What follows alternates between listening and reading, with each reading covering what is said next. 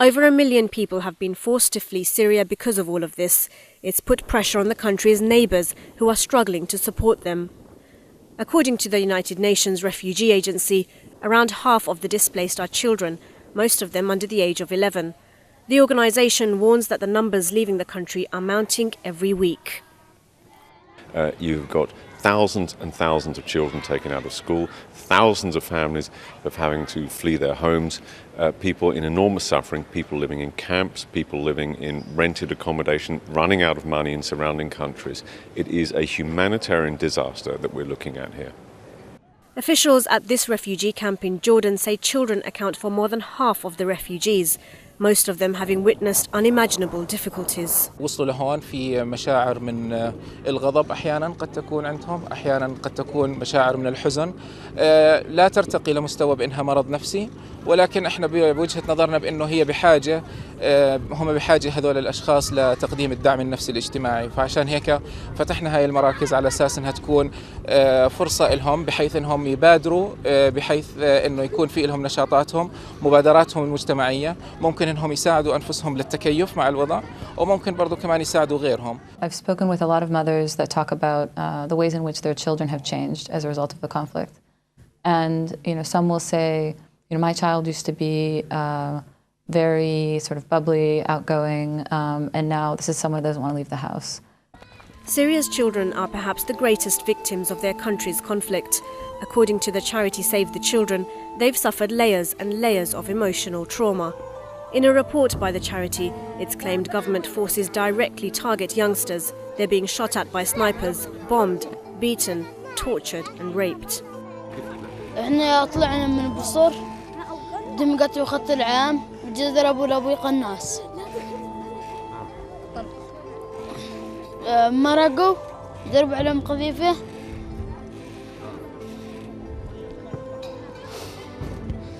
أخوي وأبوي وأمي ماتوا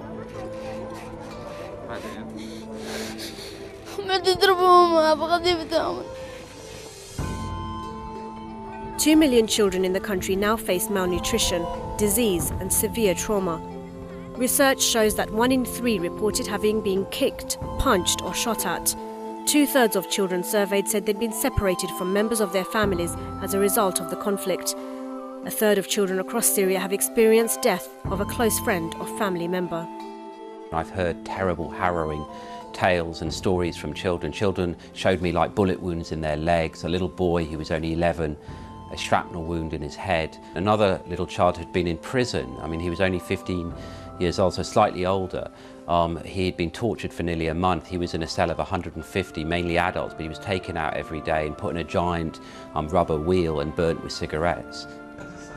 Save the Children also blame armed groups for using young boys as porters, runners and human shields. This brings them close to the front lines of fighting and increasingly puts their lives at risk. Lots of families inside Syria fear their children will become victims of sexual violence and cite this as their main reason for fleeing their homes. Many marry off their young girls early as a way of reducing the numbers of mouths to feed, perhaps also hoping that a husband will be able to provide greater security from the threat of sexual violence. $1.5 billion were pledged by international donors aimed at helping Syria's displaced population, but only a quarter of this has actually been funded. It means inside Syria, thousands of people face even more disruption in their day-to-day lives, and many are resorting to a number of alternative methods to carry out even the most menial and regular of tasks. In Maria village in the north of the country, fuel supplies were cut off after the conflict started. The nearest gas station is out of reach for locals, so ordinary citizens have begun refining crude oil themselves, using simple and archaic methods. These men say the government has stopped sending diesel to their area. They've started buying it off the Shabiha, or the pro-government militia. They're dependent on filtered diesel, and so they bring back oil and refine this themselves to create petrol. It's not good, they say, but it's acceptable.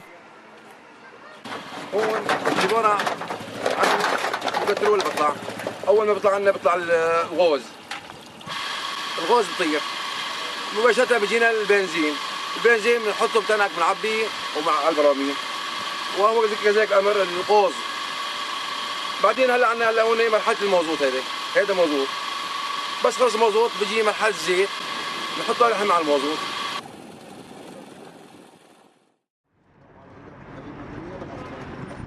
This is the town of Raqqa. As the sun hits the streets, 1 or 2 cars rattle through what used to be a bustling town centre. Children nervously play on the roads as residents attempt to carry on with their lives amid a civil war that has wrecked much of the rest of the country. Before the latest fighting, many Syrians who are displaced in other parts of the country sought refuge here. Early in March, government forces pounded the city with warplanes and artillery, and many residents were forced to flee yet again. But the opposition currently holds the area, and if it can keep hold, Raqqa will be the first major city to be captured since the revolt started in 2011. الوضع إن شاء الله بإذن الله يعني ضل بعض بؤر صغيرة لجماعة الأسد إن شاء الله بإذن الله بدنا نخلص منها إن شاء الله والحمد لله رب العالمين. الشباب حوايا إن شاء الله. الناس انشرح صدرهم بصراحة يعني أنا ماني لا مؤيد وما بس الناس ارتاحت حسيت في راحة في أمل ارتاحوا يعني عند شافوا الناس تحرر البلد زال الخوف. Even with bakeries and other local services closed and no access to fuel, this is a town where residents insist they find some semblance of security. It's a far cry from the capital city. A bastion for President Assad's forces, Damascus is a crucial prize in this fight for Syria. Rebel fighters have formed a semicircle around the city and intensified their attacks from the outskirts in a bid to push and break into the centre. The College of Architecture lies dangerously in Baramkeh district. Its close proximity to several government buildings puts the college's students in the crossfire.